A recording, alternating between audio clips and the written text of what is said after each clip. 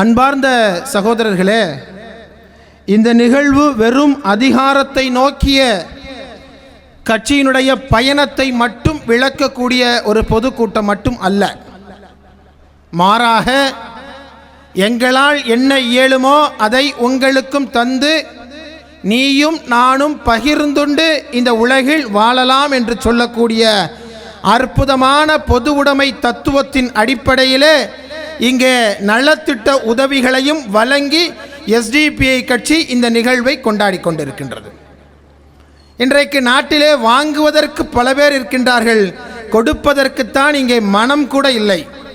ஆனால் அந்த கொடுக்கின்ற மனத்தை இன்றைக்கு உருவாக்குகின்ற விதத்திலே எங்களிடத்திலும் ஒன்றுமில்லை. ஆனால் இருப்பதை பகிர்ந்துண்டு வாழுவோம் என்ற அந்த இலக்கணத்திற்கு இணங்க இன்றைக்கு 5 முஸ்லீம் சகோதரிகளுக்கு மட்டுமல்ல, அனைத்து சமூகத்தை சார்ந்த பெண்களுக்கு 5 தையல் மெஷின் இயந்திரங்களை கொடுத்து எஸ்டிபிஐ கட்சி மீனை கொடுப்பதில்லை, மீன் பிடிப்பதற்கு கற்றுக் கொடுத்து நீங்கள் இந்த சமூகத்திலே தலை நிமிர்ந்து வாழ வேண்டும் என்று சொல்லி இந்த 5 தையல் மெஷின் இயந்திரங்களை வழங்குகின்றது. அத்தோடு நிறுத்திவிடவில்லை. முஸ்லீம் பெண்கள் பொதுநல சங்கத்தின் சார்பில் இணைந்து அவர்களோடு இணைந்து வரவிருக்கின்ற 17ஆம் தேதி அரசினுட உதவியோடு ஏறத்தாழ 42 தையல் இயந்திரங்களை இது போன்ற பாதிக்கப்பட்டிருக்கின்ற இது போன்ற ஏழை பெண்களுக்கு வழங்குவதற்கு காத்திருக்கின்றோம் என்ற நல்ல செய்தியையும் இந்த பொதுக்கூட்டத்தின் வாயிலாக நாங்கள் சொல்லிக்கொள்ள கடமைப்பட்டிருக்கின்றோம். கொண்டு வா, எல்லாவற்றையும் எனக்கு மட்டும் தான் என்று கேட்பவர்கள் அல்ல எஸ்டிபியினர். பசியிலிருந்து விடுதலை, பயத்திலிருந்து விடுதலை என்று சொன்னால் ஒருவருக்கொருவர் பசியினை தணித்து கொள்வதும் ஒருவருக்கொருவர் பயத்திலே துணை இருப்பதும் தான் என்பதை இந்த மக்களுக்கு விளக்கி சொல்லுகின்ற பொதுக்கூட்டமாக நான் இந்த பொதுக்கூட்டத்தை பார்க்கின்றேன். எனவே மிக அற்புதமான இந்த பொதுக்கூட்டத்தை ஏற்பாடு செய்த மேட்டுப்பாளையம் நகர கழகத்திற்கு நான் தலைமையின் சார்பில் உண்மையிலேயே உளப்பூர்வமாக நான் நன்றினை அவர்களுக்கு நான் காணிக்கையாக்குகின்றேன். எனக்கு முன்னால் பேசிய விம்மினுடைய மாநில தலைவி சகோதரி நஜ்மா அவர்களும், பாப்புலர் ஃப்ரண்ட் ஆஃப் இந்தியாவினுடைய மாநில செயலாளர் ஃபயாஸ் அகமது அவர்களும் பாசிசத்தினுடைய அக்கு வேற ஆணி வேறாக அவர்களை பிரித்து மேய்ந்தார்கள். ரொம்ப அற்புதமாக பாசிசம் என்பது என்ன, இந்துத்துவ சங்க பரிவார்கள் என்பவர்கள் யார், ஆன்டி நேஷனலிஸ்ட் என்றால் யார் என்றெல்லாம் மிக அற்புதமாக சொல்லி காட்டினார்கள். அவர்களுடைய பேச்சுக்களை பார்க்கும் பொழுது எனக்கு ஒரே ஒரு விஷயம் மட்டும்தான், ஒரு கவிதை எனக்கு ஞாபகம் வருகின்றது. என்ன கவிதை என்று சொன்னால், நீங்கள் தயவு செய்து நீங்கள் எங்கள் மீது நீங்கள் கல்லெறியாதீர்கள், நீங்கள் எங்கள் மீது கல்லெறியாதீர்கள், நாங்கள் அந்த கற்களை கொண்டு நாங்கள் வீடுகளை கட்டிவிடுவோம். எங்களின் மீது நீங்கள் தீ வைக்காதீர்கள், தீப்பந்தங்களை நீங்கள் எரியாதீர்கள், நாங்கள் அதனை தீபமாக்கி விட்டு வணங்கி விடுவோம். நீங்கள் எங்களை இருக்கின்ற இடங்களை விட்டு ஓட ஓட விரட்டி விடாதீர்கள், நாங்கள் அடைய வேண்டிய இலக்கை வெகு வேகமாக நாங்கள் அடைந்து விடுவோம் என்று சொல்லக்கூடிய கவிதை இன்றைக்கு இந்த நாட்டிலே வாழக்கூடிய மக்களை, ஒடுக்கப்பட்ட தாழ்த்தப்பட்ட சிறுபான்மை முஸ்லீம் சமூகத்து மக்களை பசுவின் பெயரால் ஓட ஓட விரட்டுகின்ற பாரதிய ஜனதா தலைவர்களுக்கும் RSS சங்க பரிவார குண்டர்களுக்கும் சொல்லுகின்ற செய்தியாக இந்த கவிதையை நான் எடுத்துக்கொள்கின்றேன். நீங்கள் எங்கள் மீது கல்லெறியாதீர்கள், நாங்கள் அதனை வைத்து வீட்டை அல்ல நாங்கள் கோட்டையை கட்டிவிடுவோம். நீங்கள் எங்களை நீங்கள் தீ வைக்க நினைக்காதீர்கள், நாங்கள் அதனை தீபமாக மாற்றிவிடுவோம். எங்களை ஓட ஓட விரட்ட வேண்டும் என்று நீங்கள் நினைக்காதீர்கள், அடைய வேண்டிய இலக்கை, பசியிலிருந்தும் பயத்திலிருந்தும் விடுதலை என்று சொல்லக்கூடிய இலக்கை வெகு வேகமாக நாங்கள் அடைந்து விடுவோம் என்று சொல்லக்கூடிய அந்த நினைவுதான் எனக்கு இந்த கவிதை வரிகளின் மூலமாக அவர்களுடைய பேச்சுக்கள் எனக்கு உணர்த்தியதாக நான் நினைக்கின்றேன். அப்படி ஒரு அச்சமான சூழ்நிலையிலே இன்றைக்கு இந்த நாடு வாழ்ந்து கொண்டிருக்கின்றது. அதிலிருந்து மிக அற்புதமாக சகோதரி சொல்லி காட்டினார். இந்த நாட்டு மக்களுக்கு ஒரே பாதுகாப்பு, ஒரே ஆதர்சம் இந்த நாட்டினுடைய கட்சிகள் அல்ல, நீங்கள் பார்க்கின்ற கலர்களிலே இருக்கின்ற கட்சிகள் அல்ல, நான்கெழுத்து மந்திரமான எஸ்டிபிஐ மட்டும்தான் உங்களது ஆதரவாக நிதர்சனமாக இருக்க முடியும். ஏனென்று கேட்டால் அதற்கு மட்டும்தான் பயம் இல்லை, அச்சம் இல்லை, ஆயுதங்களை கண்டு பயம் இல்லை. வீட்டிலே இருக்கின்ற ரைடு பொருளாதாரத்தை யாராவது இன்கம் டாக்ஸ் ரைடு செய்து தலைவர்களை மிரட்டி விடுவார்களோ என்று சொல்லக்கூடிய எந்த அச்சமும் இல்லை. நாங்கள் எப்பொழுதும் மக்களோடு மக்களாக இருந்து மாளிகையை பார்க்கக்கூடியவர்களே ஒழிய ஒரு பொழுதும் மாளிகையிலே கோட்டையிலே இருந்து கொண்டு மக்களை பார்ப்பவர்களாக ஒரு பொழுதும் இல்லை என்று சொல்லக்கூடிய அந்த நம்பிக்கையை இந்த மக்களிடத்திலே விதைத்தார்கள். அதுதான் உண்மை. இந்த நாட்டு மக்களுக்காக குரல் எழுப்புவதற்கு இன்றைக்கு யாரும் இல்லை. எதிர்த்தால் நீ போன ஆட்சியிலே செய்த ஊழலை நான் வெளியே கொண்டு வந்து விடுவேன் என்று சொல்லி ஒரு ஐடி ரைடு நடந்துன்னு சொன்னால் நம்பிக்கை வாக்கெடுப்பில் ஆதரவாக போய் விடுகின்றார்கள். 2 நாட்களுக்கு முன்னால் சொல்றாங்க, நாங்கள் மத்திய அரசாங்கத்துடைய திட்டத்தை எல்லாம் எதிர்ப்போம் என்று சொல்லி அஇஅதிமுக ஒரு முடிவை எடுக்கின்றது. 2 நாட்களுக்கு பின்னால் அங்கே ஒரு ரைடு நடந்தது என்று சொன்னால் உடனே நம்பிக்கையில்லா தீர்மானத்திற்கு எதிராக வாக்களித்து மத்திய அரசை காப்பாற்றுகின்றார்கள். எங்களுக்கு அப்படிலாம் எந்த பயமும் இல்லை. நாங்கள் இந்த நாட்டிலே எந்த விதமான அச்சமும் மற்றவர்களாக இன்றைக்கு நாங்கள் வாழ்ந்து கொண்டிருக்கின்றோம் என்று சொன்னால், நாங்கள் இங்கே இந்த அரசியல் பணியை நாங்கள் தொடங்கியதெல்லாம் எங்களுக்கு முன்னால் ஒரு விஐபி எஸ்கார்டு போக வேண்டும், எங்களது கார்களிலே சிவப்பு விளக்கு பொருந்திய கார்களிலே நாங்கள் செல்ல வேண்டும் என்று சொல்லி வரவில்லை. எங்களது திருமணத்திற்கு வரக்கூடிய கூட்டத்தை விட எங்களுக்கு மரணத்திற்கு வரக்கூடிய கூட்டம் அதிகமாக இருக்க வேண்டும் என்று சொல்லி அதனை நேசிக்கின்ற காரணத்தினால்தான் மரணம் என்று சொன்னால் இந்த மக்களுக்காக பணி செய்வது என்பது மகேசனுக்காக பணி செய்வது, அதுதான் இறைப்பணி என்று சொல்லி இந்த மக்களுடைய உள்ளத்திலே இடம் பிடிக்க வேண்டும் என்று சொல்லக்கூடிய அந்த நோக்கத்தை தவிர எங்களுக்கு சுவிஸ் பேங்க்லாம் அக்கௌண்ட் ஓப்பன் பண்ணுங்கிற எந்த நோக்கமும் எங்களுக்கு கிடையாது. நாங்கள் பாராளுமன்றத்தை தொட்டு வணங்கிய நரேந்திர மோடியை போல தொட்டு கும்பிட்டு இதுதான் எங்களது கோவில் என்று சொல்லிவிட்டு மன்மோகன் சிங் விவாதத்திற்கு அழைத்தால் கூட ஓடி சென்று முன்ஜாமீன் வாங்கக்கூடிய ஆன்டிசிபேட்டரி பெயில் வாங்கக்கூடிய அளவிற்கான தலைவர்கள் நாங்கள் இல்லை.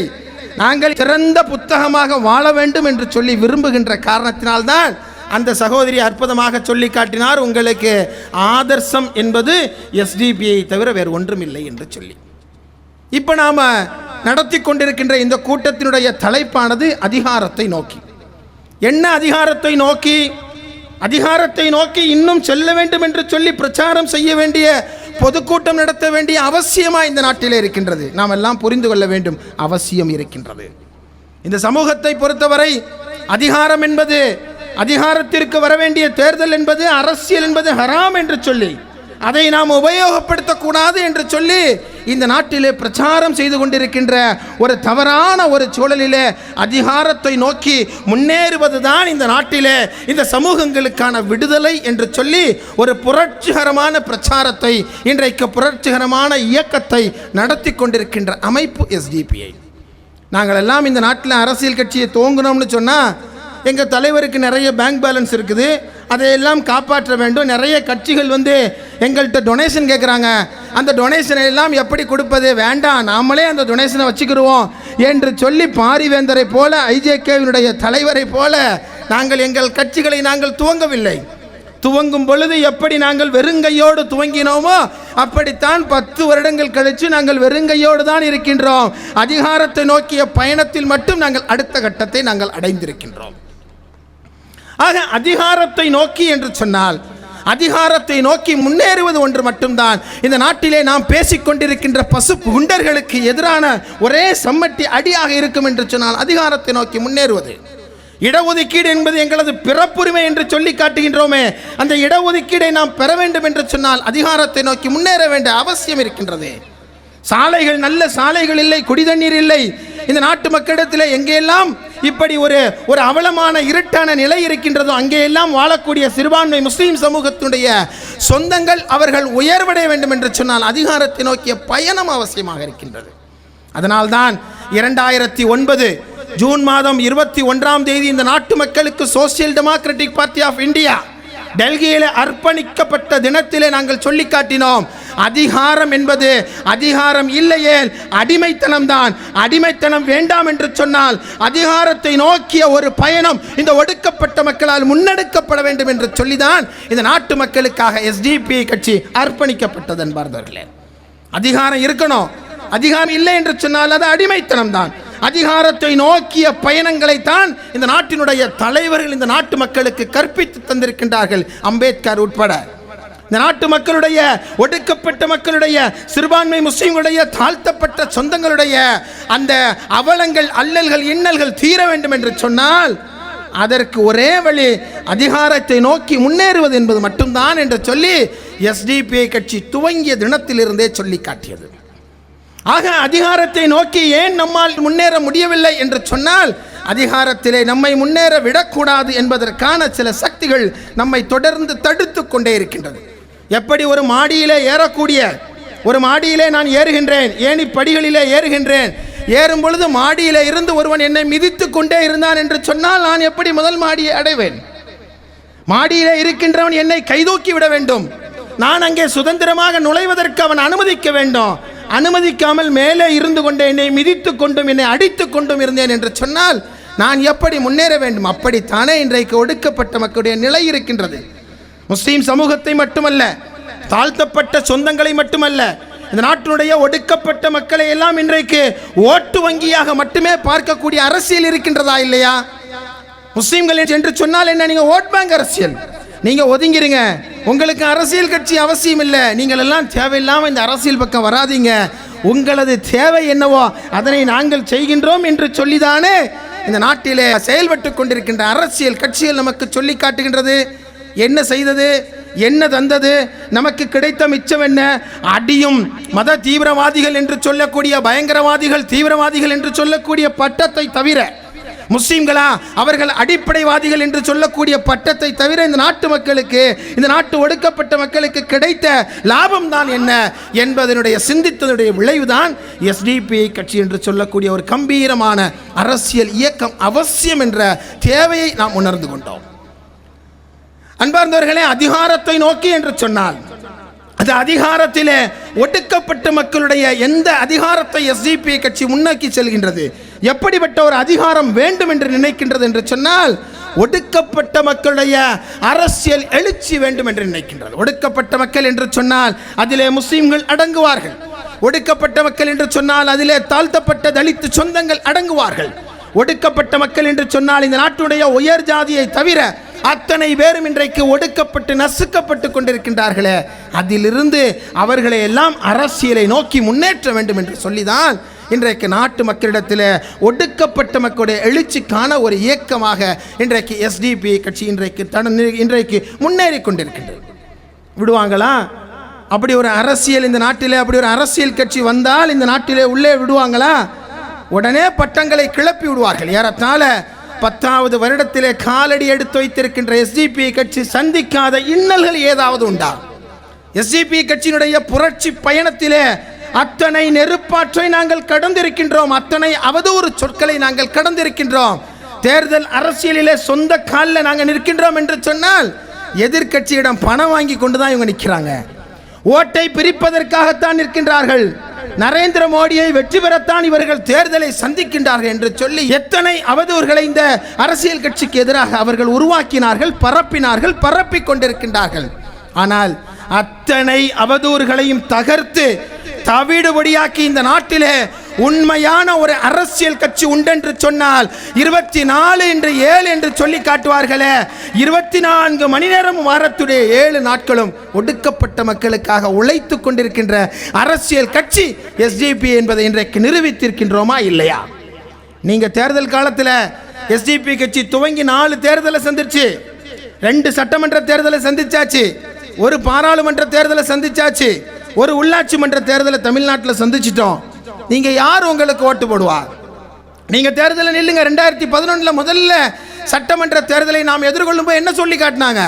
உங்களுக்கு யார் உங்களுக்கு வாக்களிக்க போகின்றார்கள் பார்ப்போம் என்று சொல்லி காட்டியுடைய முகத்தில் அறைந்தார் போல் மிகவும் கண்ணியமான வாக்குகளை இந்த நாட்டிலே முதலாக தமிழ்நாட்டில் இருந்து பெறக்கூடிய ஒரு வாய்ப்பு நமக்கு கிடைத்ததா இல்லையா? பாராளுமன்ற தேர்தலா எப்படி உங்களை ஒடுக்குறேன்னு பார்ப்போம், உங்களை எப்படி நாங்கள் ஒடுக்குகின்றோம் என்று பாருங்கள் என்று சொன்னார்கள். ஆனால் பாராளுமன்ற தேர்தலிலும் 3 தொகுதிகளில் நின்றாலும் முத்தான 3 தொகுதிகளை தேர்ந்தெடுத்து இந்த நாட்டு மக்களுடைய நம்பிக்கையாக தனித்து நின்று களம் கண்டு 15,000த்திற்கும் அதிகமான வாக்குகளை 1 ரூபாய் காசு இல்லாமல் பெற்ற கட்சி என்ற அந்தஸ்தை எஸ்டிபியால் அடைய முடிந்ததா இல்லையா? இப்படி அவதூறுகளை பரப்பிக்கொண்டே இருந்தார்கள். எஸ்டிபியா அது மதவாத கட்சியாச்சு, அதில் போய் நீ எப்படி உட்காரலாம்? நீ எப்படி அந்த கட்சியில் போய் நீ சேர முடியாது? முஸ்லீம் மதவாத அடிப்படை கட்சி என்று சொன்னார்கள்.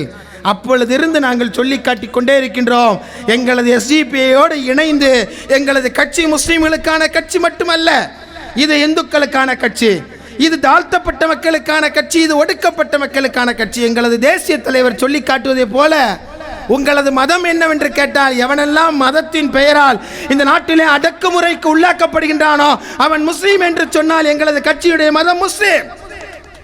அவன் ஹிந்து என்று சொன்னால் எங்களது கட்சியுடைய மதம் ஹிந்து. அவன் கிறிஸ்தவன் என்று சொன்னால் எங்களது கட்சியுடைய மதம் கிறிஸ்துவம் என்று சொல்லி அறிவித்து, எவனெல்லாம் ஜாதியின் பெயரால் ஒடுக்கப்படுகின்றானோ அவனது ஜாதி எந்த ஜாதியோ அந்த ஜாதி தான் எங்களது ஜாதி, நாங்கள் எல்லாம் பாதிக்கப்பட்டவருடைய ஜாதி, பாதிக்கப்பட்டவருடைய மதம் என்று சொல்லி இந்த நாட்டிலே எல்லோரையும் இன்றைக்கு திரட்டி கொண்டு சென்றிருக்கிறோம். சுருக்கமாக சொன்னோம், நாங்கள் மதம் பிடித்தவர்கள் அல்ல, நாங்கள் மதத்தை படித்தவர்கள் என்று சொல்லக்கூடிய ஒரு புதிய வரலாற்றை உருவாக்கினோம். பதிப்பகத்தார்கள் எல்லாம் திப்பு சுல்தானுடைய இன்றைக்கு நுழைவாயிலாக அந்த நுழைவாயிலை நீங்கள் சொல்லியிருக்கின்றீர்கள். திப்பு சுல்தானுடைய வரலாறை பல புத்தகங்கள், பல பதிப்பகங்கள் பதிப்பித்தார்கள். ஆனால் எஸ்டிபிஐ கட்சி மட்டும்தான் திப்பு சுல்தானுடைய வரலாறை புதுப்பித்தது என்று சொல்லக்கூடிய இந்த வார்த்தைக்கு இலக்கணம் தான் இன்றைக்கு நீங்கள் கூடிக்கொண்டிருக்கின்ற மக்களுடைய எண்ணிக்கை. நாங்கள் சேர்களோடு போட்டி போடவில்லை. ஒரு பொழுதும் எஸ்டிபிஐ கட்சிக்கு நோட்டாவோட போட்டி போட வேண்டிய அவசியமே எப்பொழுதும் வந்ததில்லை. நாங்கள் மார்தட்டி கொண்டோம், நாங்கள் மக்களுடைய உள்ளத்தில் வாழ்கின்றோம் என்று சொல்லி இப்படி சொல்லனா துயரங்களுக்கும் துன்பங்களுக்கும் உள்ளாகி இன்றைக்கு ஒரு அந்தஸ்திலே நிற்கின்ற, புறக்கணிக்கப்பட முடியாத ஒரு சக்தியாக இன்றைக்கு இருக்கின்ற எஸ்டிபிஐ கட்சியுடைய வளர்ச்சி தான் மேலும் மேலும் மேலும் மேலும் எஸ்டிபிஐயின் மீது அதை மக்களை விட்டு அகற்றுவதற்கு, மக்களை விட்டு ஒதுக்குவதற்கான எல்லா முயற்சிகளையும் இன்றைக்கு நாடு முழுவதும் இன்றைக்கு எடுத்துக்கொண்டிருக்கின்றார்கள், தமிழகம் உட்பட. ஆக அதிகாரத்தை நோக்கி இந்த மக்களை முன்னேற்ற வேண்டும் என்று எஸ்டிபிஐ கட்சி நினைத்ததில் எந்த தவறும் இருக்க முடியாது. ஒடுக்கப்பட்ட மக்கள் அதிகாரத்திற்கு வர வேண்டும். இங்கே இருக்கின்ற ரங்கசாமி அவர்களும் இங்கே இருக்கின்ற ஷஃபீக் அவர்களும் இந்த பாராளுமன்றத்தையும் சட்டமன்றத்தையும் அலங்கரிக்க வேண்டும் என்று நாம் நினைத்தது தவறா? இந்த நாட்டிலே வாழக்கூடிய மக்களை நீங்கள் பிளவுபடுத்தி நீங்கள் ஆட்சி அதிகாரத்தை செலுத்தாதீர்கள். நீங்கள் இந்த நாட்டிலே வாழக்கூடிய மக்களிடத்திலே அண்ணன்களாக, தம்பிகளாக, மாமன்களாக, மச்சான்களாக இருந்து அவர்களுக்கு உதவி செய்வதன் மூலமாக, அவர்களுக்கு சேவையாற்றுவதன் மூலமாக இந்த மக்களுடைய உள்ளத்திலே இடம் பிடித்து அதன் மூலமாக நீங்கள் அதிகார அவைகளிலே இடம் பிடிங்கள் என்றுதானே நாங்கள் சொல்லி காட்டினோம். தமிழ்நாட்டில் எங்கேயாவது எஸ்டிபிஐ கட்சிக்காரன் ஒரு கலவரம் செய்தான் என்று சொல்லி பார்க்க முடியுமா? எங்காவது எஸ்டிபிஐ கட்சிக்காரன் இந்த நாட்டில் நடந்த அவலங்களையும் துன்பங்களையும் கண்டு அமைதியாக இருந்தான் என்று சொல்ல முடியுமா?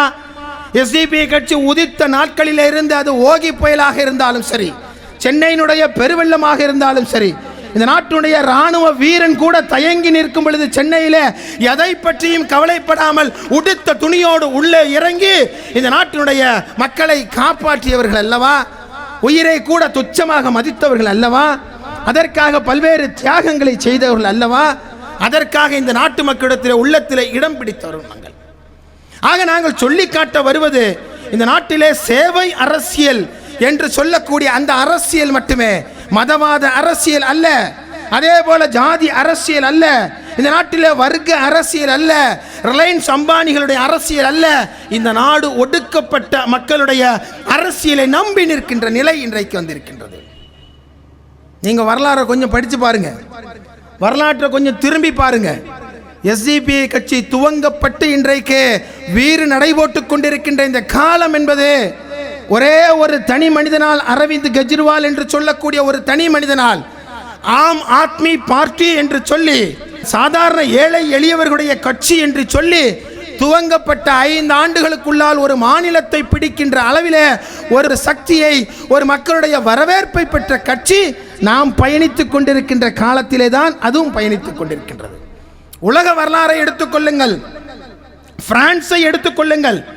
பிரான்சினுடைய இம்மானுவேல் மேக்ரான் என்று சொல்லக்கூடிய ஒரு அதிபர், இன்னும் 40 வயதை கூட தொடாத ஒரு இளம் அதிபர், தனி மனிதனாக ஒரு கட்சியை தொடங்கி ஒரு நாட்டினுடைய பாராளுமன்றத்தையே பிடிக்கின்ற சக்தியை பெற்றவர். நாம் வாழக்கூடிய நாட்களிலே தான் அவரும் ஆட்சியை பிடித்திருக்கின்றார், கட்சியை துவங்கி இருக்கின்றார். ஆம் ஆத்மி மட்டும்தான் ஆட்சியை பிடிக்குமா? எஸ்டிபி எல்லாம் ஆட்சியை பிடிக்காதா? ஆம் ஆத்மி என்று சொன்னால் ஏழை எளியோருடைய கட்சி என்று சொன்னால் எஸ்டிபி மட்டும் என்ன பணக்காரன் கட்சியா? நாங்களும் பசியிலிருந்து விடுதலை, பயத்திலிருந்து விடுதலை என்று சொல்லி எங்களது பாக்கெட்டில் ஒரு காசு இல்லை, எங்களது உள்ளத்திலே மக்களுக்கு வழங்க வேண்டும் என்ற எண்ணத்தோடு இன்றைக்கு பயணித்துக் கொண்டிருக்கின்றோம். ஆம் ஆத்மிக்கு இந்த நாட்டினுடைய அதிகார அவையில் இடம் கிடைக்கின்றது என்று சொன்னால் எஸ்டிபிக்கு மட்டும் ஏன் கிடைக்காது? அப்படி ஒரு மக்கள் திரள் சங்கமத்தை இன்றைக்கு அதிகாரத்தை நோக்கி முன்னேறி கொண்டிருக்கின்ற காரணத்தினால்தான், முன்னேற்றி கொண்டிருக்கின்ற காரணத்தினால்தான் அதிகாரத்தை நோக்கி பயணப்படுவோம். அதிகாரம் இல்லை என்று சொன்னால் அடிமைத்தனம்தான் என்று சொல்லி இந்த நாட்டு மக்களை அழைத்து கொண்டிருக்கின்றோம். இப்படி அதிகாரத்துக்கு நாம் செல்லக்கூடிய அந்த பயணத்தில் நமக்கு தடையாக இருக்கக்கூடிய சிலர் இருக்கிறாங்க. சிலர் தடையாக இருக்கின்றார்கள். சில திராவிட கட்சிகள் கூட இருக்கின்றது. திராவிட கட்சிகள் மட்டும் இன்றைக்கு ஒடுக்கப்பட்ட மக்களை ஓட் பேங்காக பார்க்கவில்லை என்று சொன்னால் அடித்து சொல்லலாம், எஸ்டிபிஐ போன்ற கட்சி இந்த நாட்டிற்கு அவசியம் இருந்திருக்காது. இந்த நாட்டிலே வாழக்கூடிய மக்களை ஓட்டு வங்கிகளாக மட்டுமே பார்த்து பார்த்து பார்த்து தேர்தல் நேரத்திலே மட்டுமே அந்த மக்களை சந்தித்து வாக்களித்து வாக்குகளை பெற்ற பின்னால் அவர்களை காணாமல் மாளிகையில் இருந்து மக்களை பார்க்கின்றவர்களாக அவர்கள் மாறிய காரணத்தினால்தான் நாம் எல்லாம் 1050வது கட்சியாக எஸ்டிபிஐ கட்சி இந்த நாட்டு மக்களுக்காக அர்ப்பணிக்க வேண்டிய அவசியம் வந்தது. அப்படி ஒரு அவசியத்தை நோக்கி இன்றைக்கு நாம் பயணித்துக் கொண்டிருக்கின்றோம். இப்போதான் சிலர் இன்னும் சில பிரச்சாரங்களை செய்வாங்க. சில எதிரிகள் செய்கிற பிரச்சாரம் தான். இவர்கள் என்றைக்கு ஒற்றுமையை பற்றி தொடர்ந்து பேசுவார்கள், ஆனால் ஒற்றுமைக்காக இவர்கள் என்ன செய்தார்கள் என்று கூட கேட்கின்றார்கள். நாங்கள் ஒற்றுமைக்காக எந்த இலக்கை நோக்கி நாம் பயணித்துக் கொண்டிருக்கின்றோமா அந்த இலக்கில விட்டு கொடுத்து நாம் இன்றைக்கும் மக்களுடைய மனதிலும் சாலையோரங்களிலும் நாங்கள் நின்று கொண்டிருக்கின்றோம் என்று சொன்னால் அதற்கான காரணம் விட்டு கொடுத்தல் மட்டும்தான். விட்டு கொடுத்தவன் ஒருபொழுதும் கெட்டு போக மாட்டான் என்று சொல்லுவார்கள். அரசியலில் யாரும் விட்டு கொடுப்பதில்லை. அரசியலிலும் கூட விட்டு கொடுக்கின்ற ஒரு பழக்கத்தை, ஒரு பண்பை கொண்டு வந்து விதைத்தது எஸ்டிபிஐ கட்சி. கடந்த சட்டமன்ற தேர்தலில் மட்டும் எஸ்டிபிஐ யாருக்கும் விட்டு கொடுக்க கூடாது என்று நினைத்திருந்தால் முஸ்லீம்கள் சார்பிலே 10 சீட்டுகள் கிடைத்தது, அது கூட கிடைக்காமல் செய்திருக்க வேண்டிய ஒரு சூழ்நிலை நமக்கு வந்த பொழுதும் கூட ஒட்டுமொத்த முஸ்லீம் சமூகமும் இணைந்துதான் அந்த தேர்தலை சந்திக்க வேண்டும் என்று சொல்லி அந்த சட்டமன்ற தேர்தலை சந்தித்தோடைய விளைவுதான் 33 இடங்களில் நாம் தனித்து இந்த தேர்தலை சந்திக்க வேண்டிய நிலைமை ஏற்பட்டது என்று சொல்லி யாருக்காவது தெரியுமா? என்றைக்காவது அதனை நாம் சொல்லி இருக்கின்றோமா? நாங்கள் ஒற்றுமைக்கான நாங்கள் கொடுத்த விலை எங்களது ஒரு தேர்தலில் அதிகாரத்திற்கு நாங்கள் சொல்லக்கூடிய பாதையில் எங்களுக்கு ஏற்பட்ட தடை என்று சொல்லி என்றைக்காவது நாம் சொல்லி இருக்கின்றோமா? அதன் காரணமாகத்தான் இன்றைக்கு ஆட்சியிலே அமர வேண்டிய கட்சிகள் கூட 33 இடங்களிலே எஸ்டிபிஐ நின்ற காரணத்தினால்தான் இன்றைக்கு ஆட்சி அதிகாரத்திலே அவர்கள் இடம்பெற முடியவில்லை என்று சொல்லி அந்த கூட்டணியுடைய தலைவர்கள் கூட சொல்லி காட்டுகின்ற நிலைக்கு தன்னுடைய சக்தியை இந்த நாட்டிலே பிரகடனப்படுத்திய கட்சி எஸ்டிபிஐ. ஆக நான் எஸ்டிபிஐ பற்றி புகழ்ந்துட்டே போகணும்னு சொல்லலை. எங்களது கட்சியினை பற்றி நானே புகழ்ந்து சொல்ல வேண்டும் என்பதற்காக சொல்லவில்லை. ஒரு நல்ல கொள்கை பலத்தோடு செயல்படக்கூடிய ஒரு அரசியல் கட்சி தான் இந்த நாட்டிலே வெற்றி பெற முடியும் என்பதை நீங்கள் புரிந்து கொள்ள வேண்டும் என்பதற்காக இந்த வரலாறுகளை நான் சொல்லி காட்ட கடமைப்பட்டு, அப்படி நாம் பயணப்படுகின்ற தருணத்திலே தான் நமக்கு மிகப்பெரிய தடைகளாக ஒடுக்கப்பட்ட மக்கள் அரசியலுக்கு வரக்கூடாது என்று சொல்லி ஒடுக்கப்பட்ட மக்களை அரசியல் அதிகாரத்திலிருந்து அப்புறப்படுத்த வேண்டும் என்று சொல்லி சில கயவர்கள் இந்த அரசியல் தளத்தில் பயணித்துக் கொண்டிருக்கின்றார்கள். அவர்கள் யார் என்று, முதல் எதிரி யார் என்று உங்களுக்கு நான் சொல்ல வேண்டிய அவசியம் இல்லை. அவர்கள்தான் RSS சங்க பரிவார்களுடைய பின்னணியை கொண்ட பாரதிய ஜனதா கட்சியினுடைய தலைவர்கள், RSS சங்க பரிவார சிந்தனை கொண்டவர்கள். அவர்களுடைய நிலையெல்லாம் என்ன? இந்த நாட்டிலே நாட்டினுடைய சட்டமன்ற தேர்தல் நடந்தாலும் சரி, பாராளுமன்றத்துடைய தேர்தல் நடந்தாலும் சரி, அந்த பாராளுமன்ற தேர்தல் சட்டமன்ற தேர்தலுக்கு பின்னால் அமைகின்ற அந்த ஆட்சியிலே இதுவரைக்கும் முஸ்லீம் அமைச்சர்கள் இல்லாத, முஸ்லீம் எம்எல்ஏக்கள் இல்லாத, முஸ்லீம் பாராளுமன்ற உறுப்பினர்கள் இல்லாத எந்த ஆட்சியும் இந்த சுதந்திர இந்திய வரலாற்றிலே அமைந்தது கிடையாது.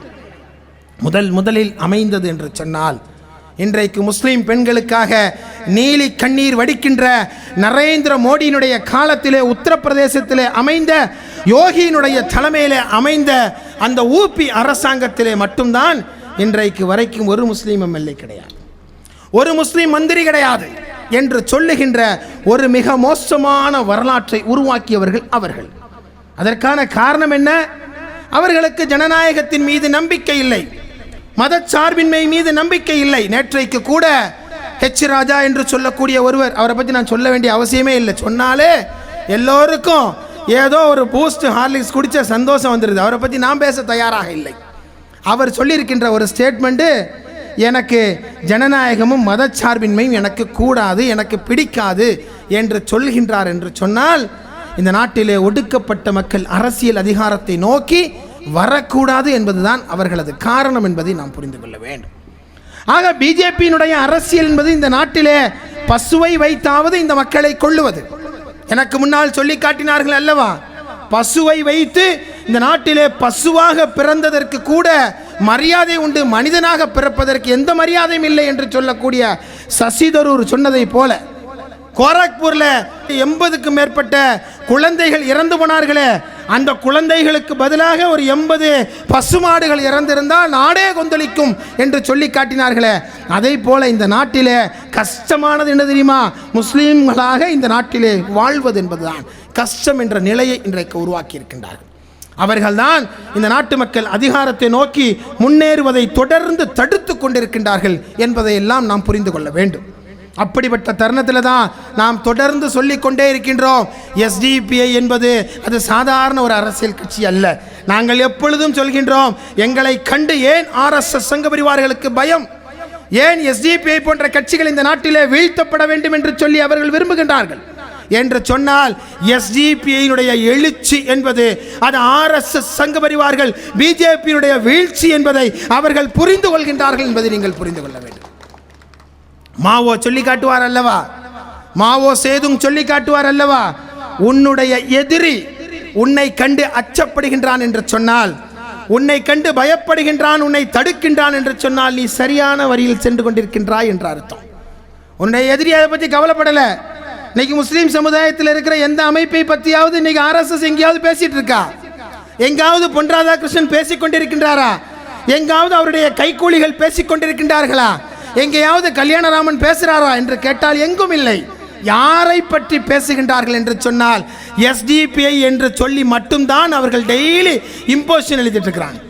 விவாதங்களை, டிவி விவாதங்களை தொடர்ந்தா இந்த நாட்டில் ஜல்லிக்கட்டு போராட்டம் நடக்குன்னா அதுக்கு பின்னால் எஸ்டிபிஐ இருக்குது, இந்த நாட்டில் எந்த போராட்டம் நடந்தாலும் அதுக்கு பின்னால் எஸ்டிபிஐ இருக்கின்றது என்று தொடர்ந்து அவர்கள் சொல்ல வேண்டிய நிர்பந்தத்திற்கான காரணம் என்னவென்று கேட்டால், அவர்கள் அச்சத்தோடு பார்க்கின்ற ஒரு அரசியல் அமைப்பாக, ஒடுக்கப்பட்ட மக்களுடைய திரளாக எந்த முஸ்லிம்கள் இந்த நாட்டினுடைய அரசியல் அமைப்பை நோக்கி முன்னேறக்கூடாது, யார் இந்த நாட்டிலே எங்களை எதிர்த்து கேள்வி கேட்கக்கூடாது என்று நினைத்தார்களோ அவர்கள் அணி சேருகின்றார்கள், அவர்கள் அமைப்பாக திரளுகின்றார்கள்.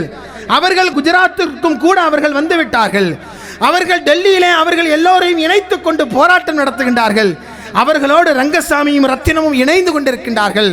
யாரை எதிர்க்க வேண்டும், வீழ்த்த வேண்டும் என்று நினைத்தோமோ அவர்கள் நம்மை எதிர்ப்பதற்கு தயாராகி கொண்டிருக்கின்றார்கள் என்ற அச்சத்தின் காரணமாகத்தான் இதை உளறிக் கொண்டிருக்கின்றார்கள்.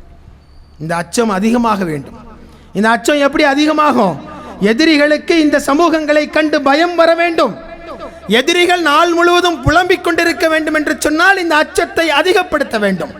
எனக்கு முன்னால் பேசி காட்டியவர்கள் சொல்லி காட்டியதை போல பசுக்குண்டர்களை தடுக்கக்கூடிய தைரியம், அவர்கள் நம்மை தடுப்பார்கள் என்ற தைரியம், பயம் அவர்களுக்கு வர வேண்டும் என்று சொன்னால் அவர்களை தடுக்கின்ற தைரியம் நமக்கு வர வேண்டுமா வேண்டாமா?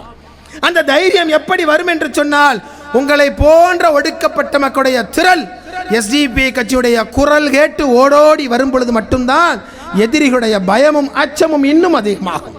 நாங்கள் உறுதியெடுத்து விட்டோம், யார் இந்த நாட்டில் வந்தாலும் வராட்டாலும், இந்த நாட்டில் யாரை நண்பன் என்று எங்கள் மீது சில விமர்சனங்கள் கூட வைக்கப்படுகின்றது. நீங்கள் யாரை நண்பன் என்று இதுவரைக்கும் சொல்லி காட்டவே இல்லையே. நாங்கள் துவங்கிய காலகட்டத்திலே இருந்து சொல்லிட்டே இருக்கிறோம், நாங்கள் உங்களுக்கு நண்பன் யார் என்று நாங்கள் இதுவரைக்கும் அடையாளம் காட்டினாலும் காட்டாவிட்டாலும் பரவாயில்லை, உங்களது எதிரி யார் என்று சொல்லி எங்களது இரத்த நாளங்கள் ஒவ்வொன்றும் ஒவ்வொரு செல்லும் உங்கள்கிட்ட சொல்லிக்கிட்டே இருக்கும். அதுதான் ஆர்எஸ்எஸ் சங்க பரிவார்கள். ஆர்எஸ்எஸ் சங்க பரிவார்களுடைய வீழ்ச்சி என்பதுதான் இந்த நாட்டிலே ஒடுக்கப்பட்ட முஸ்லிம்களுடைய, கிறிஸ்தவருடைய, தாழ்த்தப்பட்ட மக்களுடைய எழுச்சி என்பதை நீங்கள் புரிந்து கொள்ள வேண்டும். அவர்கள் முஸ்லிம்களுக்கு மட்டும் எதிரானவர்கள் அல்ல, இன்றைக்கு அறிவித்திருக்கின்றார்கள், நாங்கள் 5 பேர் எங்களுக்கு எதிரிகள் என்று சொல்கின்றார்கள். அந்த 5 எம் என்று சொல்கின்றார்கள். ஒரு எம் என்பது முஸ்லீம், இன்னொரு எம் என்பது மிஷனரி, அதாவது கிறிஸ்தவர்கள், இன்னொரு எம் என்பது மெக்காலைஸ்ட் என்ற படித்தவர்கள், அறிவுஜீவிகள். எனக்கு முன்னால் சொல்லி காட்டினார்கள் அல்லவா, அறிவாளிகளை எல்லாம், அறிவுஜீவிகளை எல்லாம் கொலை செய்ய, சுட்டுக்கொள்ள நான் உத்தரவிட வேண்டும் என்று எனக்கு ஒரு ஆசை வருகின்றது என்று கர்நாடகாவில் ஒரு எம்எல்ஏ பேசுகின்றான் என்று சொன்னால் அறிவாளிகளை கண்டு அவங்களுக்கு பிடிக்காது. ஏனென்று கேட்டால், கல்வியை கேட்டுவிட்டால் காதிலே ஈயத்தை காய்ச்சி ஊத்து என்று சொல்லக்கூடிய பாரம்பரியத்தில் வந்தவர்கள். அதே போல அடுத்ததாக அவர்கள் மார்க்சிஸ்ட், சிபிஎம் கட்சிக்காரர்களை, கம்யூனிஸ்டுக்காரர்களை வைக்கிறாங்க. கடைசியா அவர்கள் மெட்டீரியலிஸ்ட் என்று சொல்லக்கூடிய நாத்திகர்களை, பெரியாரியவாதிகளை 5 எதிரிகள் என்று சொல்லி வைக்கின்றார். அந்த எதிரிகளில் 5 பேர்லையும் நாம இருக்கிறோம். இந்த நாட்டில் வாழக்கூடிய எல்லாரிடத்திலும் நமக்கு இடம் இருக்கின்றது. நம்மிடத்திலே தாழ்த்தப்பட்ட மக்கள் இருக்கின்றார்கள், கம்யூனிச சிந்தனையை கொண்டவர்கள். இங்கே வெற்றி பெற முடியாது. நாங்கள் எஸ்டிபியோடு இணைந்து இந்த ஒடுக்கப்பட்ட மக்களுடைய போராட்டத்திலே இணைந்தால்தான் எங்களுக்கு வெற்றி என்று சொல்லக்கூடியவர்கள் நம்மோடு இணைந்திருக்கின்றார்கள். ஆக நீ எப்பொழுது நம்மை எதிரி என்று டிக்ளேர் பண்ணியாச்சோ, அன்னைக்கு அதற்கு ஒரு அடிக்கு எக்ஸ்ட்ரா என்ன செய்யணும், இன்னொரு அடி எடுத்து வைத்து நான் உனக்கு எதிரி என்று அடையாளப்படுத்துவதில் எங்களுக்கு எந்த அச்சமும் பயமும் எப்பொழுதும் கிடையாது. எப்பொழுதும் இந்த தமிழகத்தை, இந்த நாட்டை காப்பாற்றுவதற்காக இந்த நாட்டினுடைய போர் வீரன் தயாராக இருக்கின்றானோ இல்லையோ, எஸ்டிபிஐ கட்சியினுடைய செயல் வீரன் தயாராக இருப்பான் என்பதை நீங்கள் புரிந்து கொள்ள வேண்டும். ஆக ஒடுக்கப்பட்ட மக்களுக்கான ஒரு அரசியல் எழுச்சியில் முன்னேற வேண்டும் என்று சொன்னால் எத்தனை தடைகளை நாம் தாண்ட வேண்டியிருக்கின்றது, எத்தனை தடைகளை நாம் தகர்க்க வேண்டியிருக்கின்றது. இன்றைக்கு மாநில அரசாங்கத்தை பற்றி எனக்கு முன்னால் பேசி காட்டியவர்கள் சொன்னார்கள், மாநில அரசு இன்றைக்கு பாரதிய ஜனதா அரசினுடைய ஊதுகுழலாக மாறி போயிருக்கின்றது என்று கூட சொன்னார்கள். அது சரியோ தவறோ நமக்கு தெரியவில்லை. ஆனால் அவர்களுடைய அடி ஒற்றி நடக்கக்கூடியவர்களாக இன்றைக்கு மாநில அரசு மாறி போயிருக்கின்றது. மாநிலத்துடைய முதல்வர் வார்த்தைக்கு வார்த்தை சொல்லி காட்டுகின்றார்கள், இது அம்மா புரட்சி தலைவி அம்மாவுடைய அரசு என்று சொல்லி காட்டுகின்றார்கள். என்ன செய்திருக்க வேண்டும்? இது வார்த்தைக்கு வார்த்தை இது புரட்சி தலைவருடைய அரசு என்று சொல்லி காட்டியிருக்கின்றார்கள். என்ன செய்திருக்க வேண்டும்? எம்ஜிஆருடைய 100ஆண்டு விழாவை கொண்டாடுகின்றார்கள் அல்லவா, அந்த 100ஆண்டு விழாவில் எம்ஜிஆர் சொல்லி காட்டியதே போல ஏழை வாழைகளுக்கு ஆதரவாக வல்லவா நீங்கள் நின்றிருக்க வேண்டும். முஸ்லீம்களை அல்லவா சிறை கைதிகளில் முதல் கைதியாக விட்டிருக்க வேண்டும். எங்களது சகோதரர்கள் நீங்கள் சிறையிலிருந்து விடுகின்றீர்களோ இல்லையோ, சிறைக்குள்ளேயே உயிரை விட்டு அவர்கள் ஒரு விடுதலையை பெற வேண்டிய நிலைக்கு தள்ளிவிட்டீர்களே. எத்தனை பேர் சிறைக்குள்ளேயே சபூர் போன்ற சகோதரர்கள் எல்லாம் இறந்து விட்டார்கள். இன்றைக்கும் நாங்கள் எங்களது தலையாய கொள்கையாக, எங்களது தலையாய போராட்டமாக லட்சோப லட்சம் ரூபாயை நாங்கள் செலவழித்து எங்களை நீங்கள் சிறையிலிருந்து விடுங்கள் என்று கேட்கின்ற நிலையிலே தானே இன்றைக்கும் நாங்கள் இருக்கின்றோம். நீங்கள் எல்லோரையும் சமமாக நீங்கள் பாவியுங்கள். நீங்கள் இந்து என்றும் முஸ்லீம் என்றும் கிறிஸ்தவன் என்றும் நக்சலைட் என்றும் எந்த பாகுபாடும் நீங்கள் பார்க்காதீர்கள். எல்லோரையும் சமமாக பாவியுங்கள். எங்களையும் நீங்கள் சிறையிலிருந்து விடுதலை செய்யுங்கள். 22 வருஷத்தை அனுபவித்த கைதிகளாக நாங்கள் இருக்கின்றோம். எப்படி முருகன், சாந்தன், பேரறிவாளன் என்று சொல்லக்கூடிய அந்த 7 பேர் எப்படி அந்த சிறை கைதிகளிலே பொய் வழக்குகளிலே வாடிக்கொண்டிருக்கின்றார்களோ, அதே போல தானே நாங்களும் வாடிட்டு இருக்கிறோம். நாங்கள் ஜெயிலுக்கு போனது ஒன்றும் பெரிய சிபிஐ அதிகாரிகள் எங்களை விசாரித்து ஒன்றும் செய்யவில்லையே. இந்த நாட்டிலே புனித பசுக்கள் என்று சொல்லக்கூடிய நிறுவனங்கள் ஒன்றும் எங்களை சிறையில் தள்ளவில்லையே. கோயம்புத்தூருடைய ரத்ன சபாபதி மாதிரியான சில டுபாக்கூர் ஆபீசர்கள் தானே எங்களை ஜெயிலுக்குள்ள அனுப்புனாங்க. சிடி வெடிக்கும்னு சொல்லலையா, பேப்பர்ல இருக்கிற தர்பியா சாட்டு வெடிக்கும்னு சொல்லலையா. இந்த உலகத்திலேயே ஐன்ஸ்டீனை விட அற்புதமான விஞ்ஞானி உண்டுன்னா ரத்ன சபாபதியாக தானே இருக்க முடியும். சிடி கூட வெடிக்கும்னு காட்டினாரு, பேப்பர் கூட வெடிக்கும் காட்டினார். அப்படிப்பட்ட பொய்யான வழக்கில், அப்படிப்பட்டவர்களுடைய வழக்கில் தானே நாங்கள் இன்றைக்கு சிறையில் இன்றைக்கு வாடிக்கொண்டிருக்கின்றோம். அபு தாஹிர் என்ற அந்த சகோதரன் என்ன செஞ்சான்? எஸ்எல்லிங்கிற நோய் இன்றைக்கு நாளைக்கு என்று அல்ல, நிமிடங்களை எண்ணிக்கொண்டிருக்கின்ற நிலையில் கூட கருணையோடு நீங்கள் உயர்நீதிமன்றம் விடுதலை செய்ய சொன்ன பின்னாலும் கூட ஜஃப்ருவை கூட இதுவரைக்கும் நீங்கள் விடுதலை செய்யலையா? ஆக நாங்கள் வாழ்க்கையினுடைய கடைசி இடத்தில் இருந்து எங்களுக்கான போராட்டங்களை நாங்கள் துவங்கி இருக்கின்றோம். இடஒதுக்கீடு என்பது என்ன? Reservation is our birth right என்று சொல்லி போராட்டம் நடத்தி கொண்டிருக்கின்றோம். எங்களது பிறப்புரிமை. இடஒதுக்கீடு என்பது நீங்கள் போடுகின்ற பிச்சை அல்ல, அது எங்களது உரிமை. அதை நாங்கள் எடுத்துக்கொண்டே தீர வேண்டும். அந்த இடஒதுக்கீடை கூட தராமல் நாங்கள் இன்றும் அரசியல் அதிகாரத்துடைய இடஒதுக்கீட்டை நோக்கி முன்னேற வேண்டிய தருணத்தில் எங்களுடைய பிள்ளைகளுக்கு நீங்கள் கல்வியை தாருங்கள், அதற்கான இடஒதுக்கீட்டை தாருங்கள் என்று கேட்கின்ற நிலைக்கு எங்களை நீங்கள் தள்ளிவிட்டீர்களே என்றுதான் நாங்கள் கேட்பதற்கு ஆசைப்படுகின்றோம். ஆக மாநில அரசு இந்த நாட்டிலே வாழக்கூடிய மாநில மக்களிடத்தில் கருணையோடும் அரசு அதிகாரத்தை கொண்டும் அவர்களது ஆசை என்ன? தூத்துக்குடியில் முடக்கிவிடலாம், பசுமை வழிச்சாலைக்கு எதிராக போராடுபவர்களை முடக்கிவிடலாம், இந்த நாட்டிலே எல்லா கார்பரேட்டுகளுக்கும் ஆதரவாக எதையும் செய்யலாம். இன்னைக்கு பேப்பரில் ஒரு விளம்பரம் வந்திருக்கு, ஸ்டெர்லைட்டுக்கு ஆதரவான ஒரு விளம்பரம். ஸ்டெர்லைட்டுடைய விளம்பரத்தை போட முடியுமா? ஸ்டெர்லைட்டை இழுத்து மூடி இருக்குது அரசாங்கம். மூடி இருந்தால் பத்திரிகையில் ஒரு விளம்பரத்தை போடுவதற்கு காவல் அதிகாரிகளை வைத்து தடுத்திருக்க வேண்டுமா வேண்டாமா? ஆனால் மீண்டும் ஸ்டெர்லைட்டை திறப்பதற்கான முயற்சியை அரசாங்கமே 3ஆம் தர முறையில் எடுக்கின்றது. இது எந்த வகையில் அந்த 13 தமிழர்களுக்கும் இறந்து போன அந்த 13 தமிழர்களுக்கும் செய்யக்கூடிய நீதியாக இருக்கும்? ஆக இந்த நாட்டிலே வாழக்கூடிய ஒடுக்கப்பட்ட மக்களை திரட்டி முஸ்லீம்களும் தலித்துகளும் கிறிஸ்தவர்களும் தாழ்த்தப்பட்ட மக்களும் இணைந்து கொண்டு ஒரு அரசியல் சக்தியாக அரசாங்கத்துடைய கதவுகளை தட்டி எங்களது உரிமைகளை தாருங்கள், எங்களை கொலை செய்வதை தடுங்கள், எங்களது யூபிஎல் போன்ற நிறுவனங்களை நீங்கள் மூடுங்கள் என்று கேட்கின்ற நாள் என்றைக்கு வருகின்றதோ அன்றைக்கு இந்த நாட்டினுடைய கட்சியினுடைய கொடிகளுடைய கலர்களை தாண்டி வந்து யார் எங்களுக்காக குரல் எழுப்புகின்றார்கள், வாருங்கள் உங்களுக்கு நாங்கள் அதற்கான அதிகாரத்தை தருகின்றோம் என்று சொல்லி ஆம் ஆத்மிக்கும் இமானுவேல் மேக்ரானுக்கும் கொடுத்ததை போல ஒரு வாய்ப்பை எஸ்டிபிஐ கட்சிக்கு மட்டுமே தர முடியும், தருகின்ற ஒரு நாள் வெகு தொலைவில் இல்லை என்று கூறிக்கொண்டு அதிகாரத்தை நோக்கிய எங்களது பயணத்தில் தடுப்பதற்கு எந்த சக்தியும் இல்லை.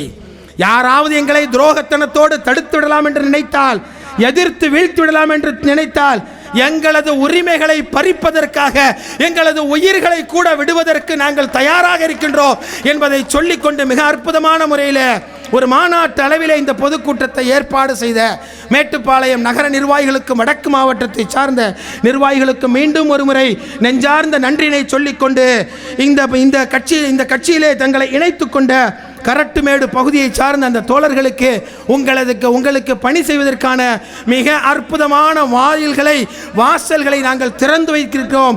வாருங்கள், எங்களோடு இணைந்து ஒடுக்கப்பட்ட மக்கள் அரசியல் அதிகாரத்தை நோக்கி முன்னேறுவதற்கு ஒரு படையாக புறப்படுவோம் என்று கூறிக்கொண்டு வர இருக்கின்ற காலம் நமக்கான காலம், நமக்கு மட்டுமே ஆன காலம் என்று சொல்லிக்கொண்டு வாய்ப்புக்கு நன்றி கூறி விடைபெறுகின்றேன். நன்றி.